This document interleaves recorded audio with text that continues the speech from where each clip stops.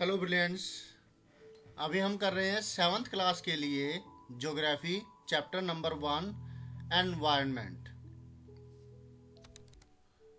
हमने इस चैप्टर के फर्स्ट पार्ट के अंदर किया था कि ये एक स्टोरी दे रखी है छोटी सी, जो बताती है कि कैसे एक सुंदर प्लेग्राउंड को खोद दिया गया, जिसकी वजह से बच्चे भी परेशान थे, प्रिंसिपल सर जो थे वो भी परेशान थे, बल्कि पूरा स्टाफ और पूरा सभी बच्चे परेशान थे।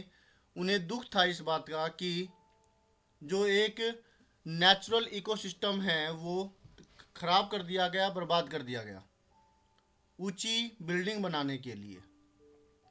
फिर बच्चे टीचर्स के साथ डिस्कस करते हैं कि एनवायरनमेंट क्या है और बायोटिक अबायोटिक कंपोनेंट्स है वो क्या चीज़ें होती है, उसके बारे में डिस्कस किया गया। हमने उसके बारे में समझा और अब हम करने जा रहे हैं नेचुरल एनवायरनमेंट, ये वाला topic. Environment, what is the mean of environment in French. French में एनवायरनमेंट का मतलब क्या होता है, उसके लिए ये आंसर है environment. French word environner, environner meaning neighbourhood. French के अंदर एनवायरनमेंट वर्ड का मतलब है एनवायरनर, जिसका मतलब होता है पड़ोस, नेबरहुड, राइट। अब ये natural environment, land, water, air, plants and animals comprise the natural environment. You are familiar with the meaning of lithosphere, hydrosphere, atmosphere and biosphere from your previous class. Let us learn some more facts about these domains. किसी भी जगह की जो ज़मीन है, पानी है, air हवा है, पौधे, जानवर, ये सब मिलकर के, इन सब के समावेश से, इन सब को मिला कर के बनता है एक नेचुरल एनवायरनमेंट, एक प्राकृतिक एनवायरनमेंट, प्राकृतिक वातावरण। अब आपने पिछली क्लास के अंदर भी इसके बारे में पढ़ा था और चैप्टर में पढ़ते आ रहे हैं कि लिथोस्फीयर क्या है, हाइड्रोस्फीयर क्या है, एटमॉस्फेयर क्या है, बायोस्फीयर क्या है। चलो आओ अब आगे कुछ और चीज़ें इनके बारे में पढ़ें। लिथोस्फीयर जो कि सबसे ऊपरी परत होती है ज़मीन की, हाइड्रोस्फीयर जो पानी होता है, जो वाटर बॉडीज होती है वो सब मिलकर के हाइड्रोस्फीयर बनाते हैं। एटमॉस्फेयर जो हमारे आसपास का वातावरण है वो एटमॉस्फेयर हो गया। जो ब्लैंकेट है एयर का वो एटमॉस्फेयर होता है। बायोस्फीयर जिसके अंदर लिविंग थिंग्स आती है, micro organisms, animals, plants, living beings जो भी है वो। यहाँ पर ये lithosphere is the solid crust or the hard top layer of the earth. It is made up of rocks and minerals and covered by a thin layer of soil. It is an irregular surface with various landforms such as mountains, plateaus, plains, valleys, etc. Landforms are found over the continents and also on the ocean floors. तो ये question बन जाएगा short note on lithosphere.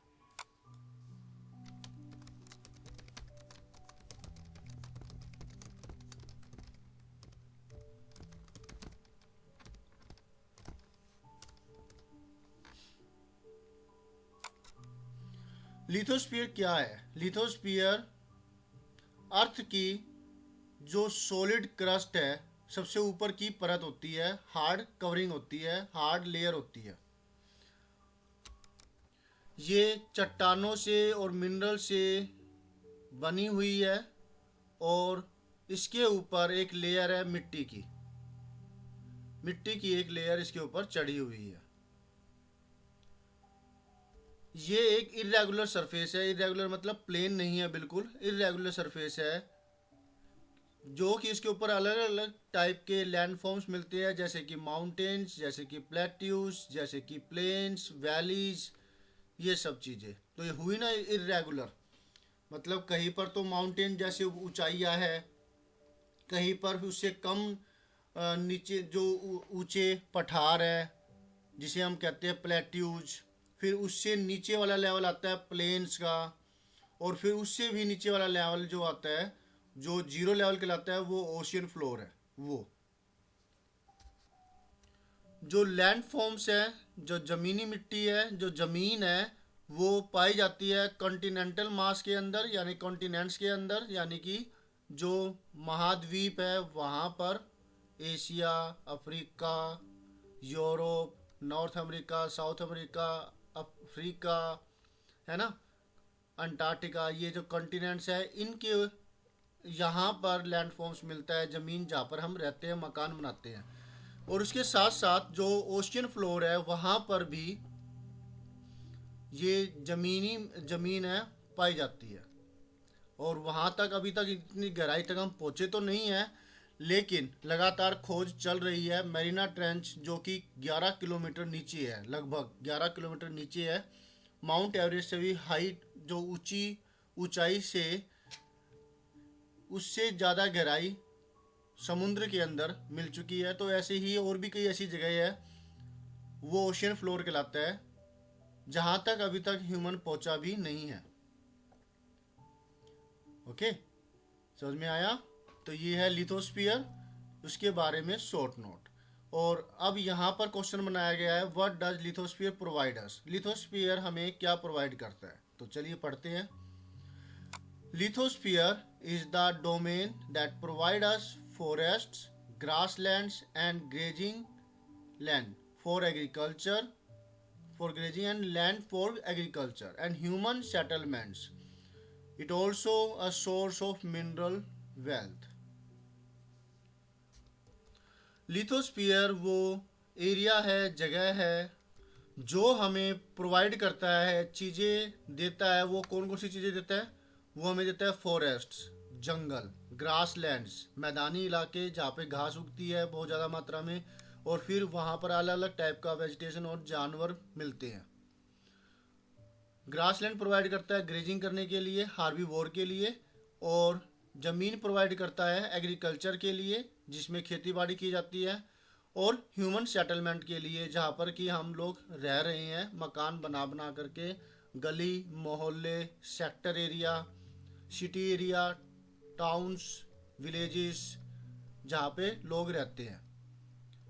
और इसके साथ साथ ये lithosphere हमें मिनरल्स भी प्रोवाइड करते हैं, मिनरल वेल्थ भी प्रोवाइड करते हैं, जिसके अंदर आ जाता है पेट्रोल, कोल, माइंस के थ्रू हम डिफरेंट टाइप्स की मेटल्स है वो एक्सट्रैक्ट करते हैं, डायमंड, है ना। ये सब चीज़ें भी हमें ये मिट्टी ही, ये लिथोस्फीयर ही प्रोवाइड करता है। Look at your surroundings. Make a list of uses that the land in your neighborhood is being put to. अब ये एक छोटी सी एक्टिविटी आपको दे रखी है, आपको अपने आसपास देखना है और आपको लिस्ट बनानी है कि जो ज़मीन है आपकी आसपास, उसका इस्तेमाल किस चीज़ के लिए किया जा रहा है। तो पहले तो इसका इस्तेमाल किया जाता है रहने के लिए, जो रिहायशी इलाके है। सेकंड, शॉप्स वगैरह है तो बिजनेस करने के लिए भी इसका इस्तेमाल किया जाता है। नेक्स्ट, टेंपल है तो वहाँ पे पूजा करने के लिए इस्तेमाल में लाया जाता है। फील्ड है तो वो खेती बाड़ी करने के लिए इस्तेमाल में लाए जाते हैं। इस तरीके से कई सारे जो आप उसमें कर सकते हो।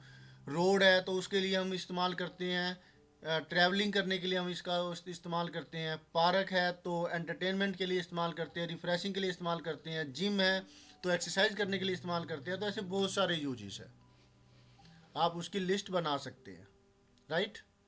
ये देखो कितना अच्छी पिक्चर दे रखी है, कितनी प्यारी पिक्चर है, जिसके अंदर एक ही पिक्चर के अंदर सारे डोमेन, सारे जो ये हमारे आसपास के एनवायरनमेंट को बांट रखा है, वो सब चीज़ें इसमें प्रोवाइड कर रखी है, दिखा रखी है। एटमॉस्फेयर जो ब्लैंकेट है और जो हमें प्रोवाइड करता है ऑक्सीजन, उसके अंदर ये एरोप्लेन दिखा रखा है, जो बता रखी है कि एरोप्लेन हवाई उड़ान के लिए इस्तेमाल में लाया जाता है। जहाँ पर ये एटमॉस्फेयर नज़र आ रहा है। हाइड्रोस्फीयर जहाँ पे पानी वाली जो ज़मीन है, पानी जहाँ पे मिलता है हमें, वो चीज़ दिखा रखी है। वाटर बॉडी है वो नज़र आ रही है। बायोस्फीयर जहाँ पे लिविंग बीइंग्स रहते हैं, लिविंग थिंग्स है, चाहे वो एयर के अंदर हो, चाहे वो ज़मीन के ऊपर हो, चाहे वो ज़मीन के अंदर हो। लिथोस्फीयर जहाँ पे लोग रह रहे हैं, रोड वगैरह दिखा रखे हैं, खेती बाड़ी कर रखी है।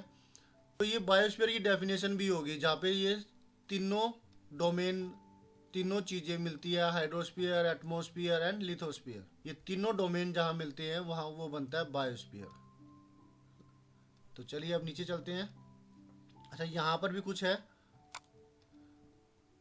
क्वेश्चन है आपके लिए, where does the water you use in your home and school come from. आपके घर में और स्कूल में जो पानी इस्तेमाल में लाया जाता है वो आता कहाँ से है। तो ये आप इसका आंसर दे सकते हैं कि it comes from water supply provided by the government. या अगर कैनाल वगैरह से आता है तो आप लिख सकते हैं फ्रॉम द कैनाल, नहर से आता है। ठीक है, तो आपको ये लिखना होगा। नेक्स्ट क्वेश्चन है, make a list of different uses of water in your daily life. Have you seen anyone wasting water, how. तो आपको तीन काम हो गए। एक, आपको क्या करना है, जो वाटर आप डेली लाइफ के अंदर इस्तेमाल करते हैं उसकी लिस्ट करनी है, लिस्ट बनानी है, किस किस काम के अंदर आप वाटर का इस्तेमाल करते हैं। सेकंड, आपको करना है कि क्या आपने कभी वेस्ट वाटर करते हुए देखा है, पानी को ख़राब करते हुए लोगों को देखा है, अगर हाँ तो कैसे। इनके आंसर्स आपको देने हैं। तो ये तो आपकी सेकंड, थर्ड, फोर्थ क्लास से ही चले आ रहे हैं, आप इसको कर सकते हैं। पानी सब्जी बनाने के लिए, रोटी बनाने के लिए, कुकिंग फूड के लिए हो गया। पानी नहाने के लिए इस्तेमाल करते हैं, क्लीनिंग करने के लिए इस्तेमाल करते हैं, कपड़े धोने के लिए इस्तेमाल करते हैं। तो ऐसे आप लिस्ट बना सकते हैं। खेती बाड़ी के लिए इस्तेमाल करते हैं, है ना, कूलिंग प्रोवाइड करने के लिए इस्तेमाल करते हैं। अब हाउ, ये वाला कि भी आपने वेस्ट वाटर करते हुए देखा है, बिल्कुल देखा है आपने। आप लगातार आप आसपास देखते रहते हो और शायद हो सकता है कि आप भी इसका वाटर वेस्ट करते हो। हाउ, कैसे, तो आप लिख सकते हैं कि भाई ड्यूरिंग क्लीनिंग द रूम। तो क्या है, क्लीनिंग मोपिंग से भी हो सकती है, लेकिन वो धोएं अगर, या फिर जो छतें वगैरह है वो धोना, कार वगैरह की वॉशिंग करते हैं तब वो पाइप से उसको धोते हैं। या फिर और भी कई चीज़ें हो सकती है, जब हम ब्रश कर रहे होते हैं, while doing brushing we do this activity in running water. मतलब पाइप है वो चल रहा है, पानी है वो चल रहा है पाइप के अंदर से, या फिर टुंटी के अंदर से पानी चल रहा है। तो इस तरीके से आप कई कारण लिख सकते हैं। अब नीचे है short note on hydrosphere. Hydrosphere के ऊपर short note. The domain of water is referred to as hydrosphere. It comprises various sources of water and different types of water bodies like rivers, lakes, seas, oceans, etc. It is essential for all living organisms. तो question तो आपने देख ही लिया, short note on hydrosphere, और उसका answer होगा जो पानी का क्षेत्र होता है, जो पानी से बनता है एरिया, वो कहलाता है हाइड्रोस्फीयर। इसके अंदर क्या क्या कौन कौन सी चीज़ें आती है। ये हाइड्रोस्फीयर बनता है पानी के सोर्सेज से, जिससे हमें पानी मिलता है, पानी के स्रोतों से। और अलग अलग जो पानी के स्रोत हैं, वाटर बॉडीज है, जैसे कि रिवर्स, लेक्स, नदियाँ, झीलें, समुद्र, महासागर, इन सब से, इन सब के मिलने से बनता है हाइड्रोस्फीयर। ये सभी ही लिविंग ऑर्गेनिजम्स के लिए, जो जीवित प्राणी हैं उनके लिए ये बहुत ज़्यादा ज़रूरी है, एसेंशियल है, क्योंकि बिना पानी के तो लाइफ एग्जिस्ट कर ही नहीं सकती। यहाँ तक कि जब बारिश का मौसम आता है, मॉइस्चर हो जाता है एनवायरनमेंट में, तो वो फेवरेबल होता है माइक्रो ऑर्गेनिजम्स के पनपने के लिए, बीमारियाँ फैलाते हैं फिर वो। तो तभी कहते हैं ना कि भाई आप सुखा दो उसको। अब मतलब वहाँ का एरिया अगर सूखा होगा तो फिर माइक्रो ऑर्गेनिजम्स पैदा नहीं होंगे, तो क्लीनिंग अच्छे से करते हैं, सूखा नहीं छोड़ते। और जब मान लिया कि घुन वगैरह लग जाते हैं चने के अंदर, तो उसको धूप लगाते हैं, जिसकी वजह से वहाँ का मॉइस्चर ख़त्म हो जाता है, और मॉइस्चर ख़त्म होने के बाद माइक्रो ऑर्गेनिजम्स उसमें पैदा नहीं हो सकते। तो एक माइक्रो ऑर्गेनिज्म को पनपने के लिए भी पानी की ज़रूरत होती है, मॉइस्चर की ज़रूरत होती है। तो फिर हम जैसे लोगों के लिए, एनिमल्स के लिए, ह्यूमंस के लिए तो पानी बहुत ज़्यादा ज़रूरी है ही। The atmosphere is the thin layer of air that surrounds the earth. The gravitational force of the earth holds the atmosphere around it. तो ये शॉर्ट नोट है एटमॉस्फेयर का, इसका एक टुकड़ा नीचे भी है, वो पढ़ेंगे। तो अभी क्या है, एटमॉस्फेयर क्या होता है, एक पतली सी, बिल्कुल पतली सी परत जो कि हवा की है, और वो अर्थ को चारों तरफ से घेरी हुई है। और जो अर्थ का ग्रेविटेशनल फोर्स है, ग्रेविटेशनल फोर्स जिसके द्वारा वो इस एटमॉस्फेयर को अपने चारों तरफ पकड़ के रखता है, इसे बाहर जाने नहीं देता। तो तभी ये कहा जाता है कि ये गैसें बाहर क्यों नहीं चली जाती। ऑक्सीजन है, CO2 है, ये एटमॉस्फेयर से बाहर क्यों नहीं चली जाती, क्योंकि ग्रेविटेशनल पुल है ना। पुल क्या कहेंगे, पुश, जो पुल, पुल का मतलब क्या होता है, खींचना। पुश का मतलब धकेलना। तो एक पुल है, ग्रेविटेशनल पुल है, जो धरती, जिसकी वजह से हम भी यहाँ पे टिके हुए हैं, हम बाहर नहीं स्पेस में चले गए। तो ये ग्रेविटेशन फोर्स है जिसकी वजह से ये एटमॉस्फेयर को इसने पकड़ा हुआ है। और देख लो कि भी चांद कितनी दूर है, तो इसको भी अपने साथ पकड़ करके चलती है अर्थ, मतलब घूमती है सूरज के चारों तरफ, साथ साथ चांद को भी लेके चलती है, चल तू भी चल मेरे साथ। कितनी पावर है ये। तो इसकी वजह से ये एटमॉस्फेयर को अपनी तरफ पकड़ के रखती है, जाने नहीं देती। It protect us from the harmful rays and scorching heat of the sun. It consists of number of gases, dust and water vapor.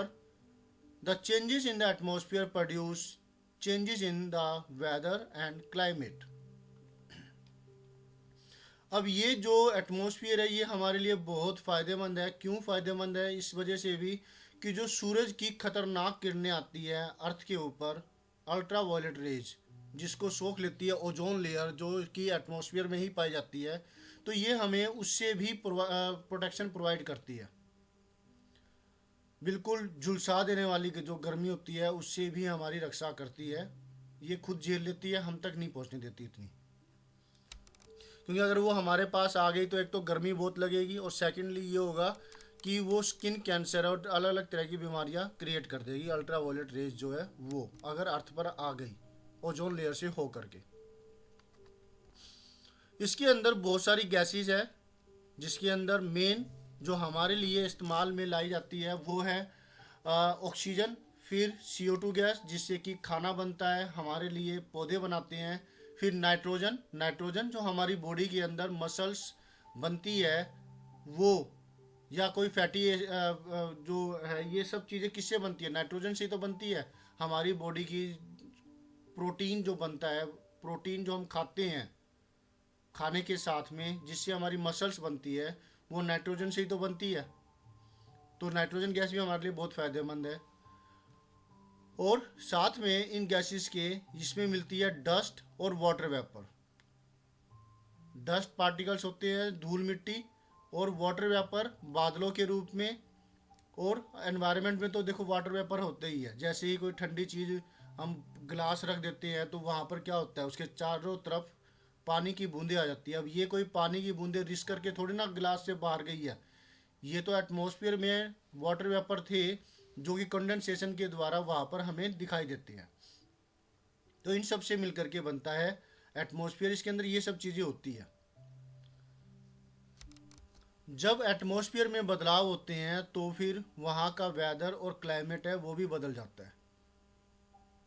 Atmosphere जैसे कि पोलर रीजन का एटमॉस्फेयर है वो ठंडा होता है आसपास, तो उसकी वजह से ठंड होती है और फिर उसी वजह से वहाँ का क्लाइमेट ठंडा है।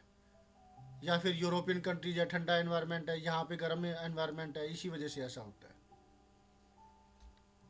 तो देखा आपने, ये है एटमॉस्फेयर के बारे में शॉर्ट नॉलेज कि ये एटमॉस्फेयर क्या है और इसका क्या असर पड़ता है, हमारे लिए क्या चीज़ रखता है, ये कैसे हमारे लिए फ़ायदेमंद है। अब नेक्स्ट आ रहा है बायोस्फीयर।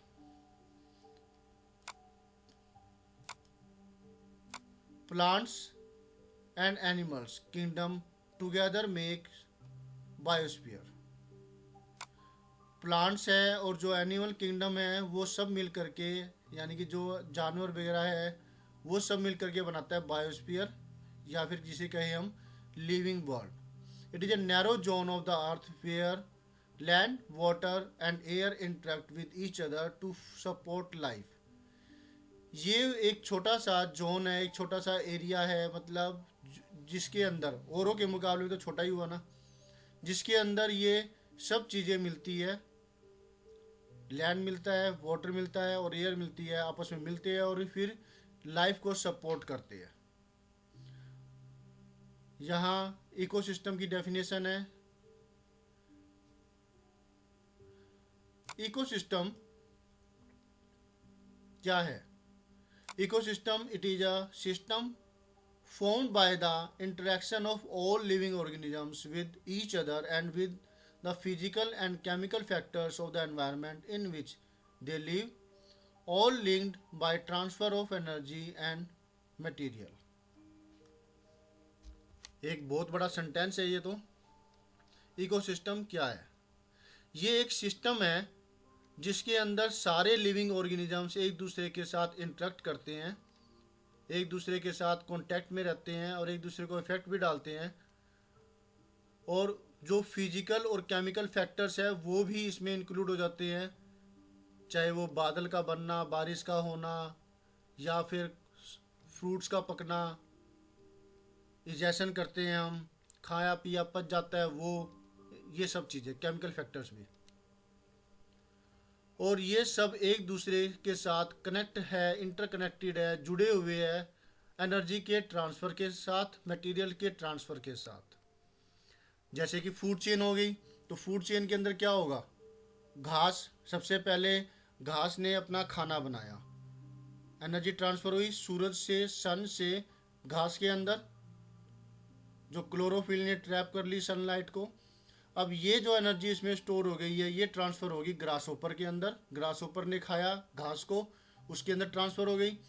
अब ग्रास होपर को खाया फ्रॉग ने, अब ये फ्रॉग के अंदर ट्रांसफ़र होगी। फ्रॉग को खाया सांप ने, सांप को खाया ईगल ने, तो ये एनर्जी का ट्रांसफ़र ही तो हुआ। इसी तरीके से घास है, घास को खाया हार्बीवोर ने, चाहे वो बुफेलो हुआ चाहे वो डियर हुआ। अब इनको खाया, हार्बीवोर को खाया कार्निवोर ने, चाहे चीता हुआ, चाहे लायन हुआ, चाहे शेर हुआ, है ना, लायन शेर एक ही बात है बाघ हुआ, और या फिर कोई भी वुल्फ या कार्निवोर कोई हुआ तो उसने उसको खा लिया, राइट। तो ये भी तो एनर्जी का ट्रांसफ़र ही हुआ। तो ये एनर्जी का ट्रांसफ़र होता रहता है, ये इससे सबसे मिलकर के बनता है इकोसिस्टम। और आगे का टॉपिक है ये हम करेंगे नेक्स्ट वीडियो में। होप सो आपको अच्छे से समझ में आया होगा। तो मिलते हैं नेक्स्ट वीडियो में, हो सकेगा तो इसे हम पूरा ही कर देंगे। Thank you for watching your own video. अगर आपको वीडियो पसंद आए प्लीज़ लाइक कर दीजिए, सब्सक्राइब कर दीजिए अगर अब तक आपने सब्सक्राइब नहीं किया है, शेयर कीजिए अपने दोस्तों के साथ ताकि वो भी इसका फ़ायदा उठा सके, और कमेंट कीजिए कुछ अगर आप कहना चाहते हैं, कुछ पूछना चाहते हैं। और हाँ, सब्सक्राइब करने के बाद बेल आइकन दबाना मत भूलिएगा ताकि आपको लेटेस्ट अपडेट मिलती रहे। Thank you for watching your own video. मिलते हैं नेक्स्ट वीडियो में आगे के पार्ट के साथ। बाय।